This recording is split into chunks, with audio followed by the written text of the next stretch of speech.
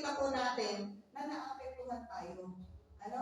Na nakakahan tayo, naiinglan niya tayo na baka pwede natin gawin din yun or mag-perform tayo ng magic.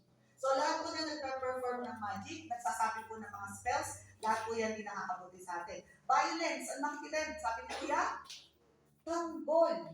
Ano pa? Yung kay Coco Martin, ano nga palabas yun? FPJ ang provincial ba yun? Ayan. Paborito din po yan ng asawa ko.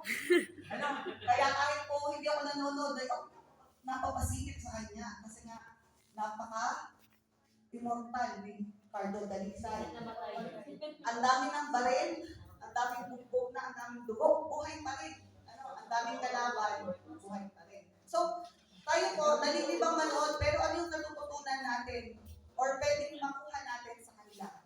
Violence. Lalo po ng mga bata. Yung dalawa ko pong anak, minsan nakikinood din. Mama, bakit sila nagpapatayan? Bakit sila nag-aaway? Kaya yung dalawa lagi yung nag-aaway. Ayan. Tapos, sa kanila po, wala lang yung pumatay. Di ba nagbabarilan sila?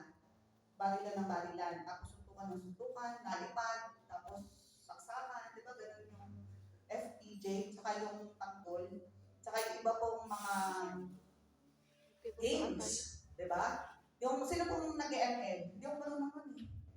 Okay, sino nag-ML? Amin na boy. Ayan. Tsaka yung mga online games. Di ba marami po doon yung nagpapatayan? Nag-espadal, Spanilan.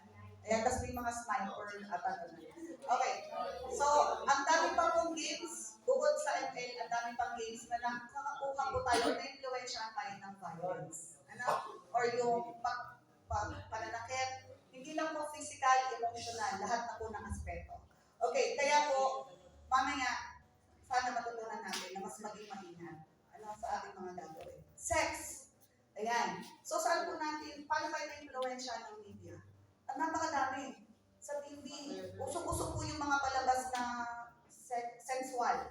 Ano po, may mga bed scenes, tapos may mga movies na rin po or mga palabas sa TV na kahit mga teenager, pinapayagan nila mag-kiss or may bed scene na hindi naman po pwede.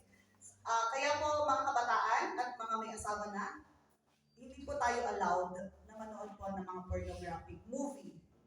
At saka po yung mga magazines, hindi po. Kami nga po mga may asawa na, hindi po pwede.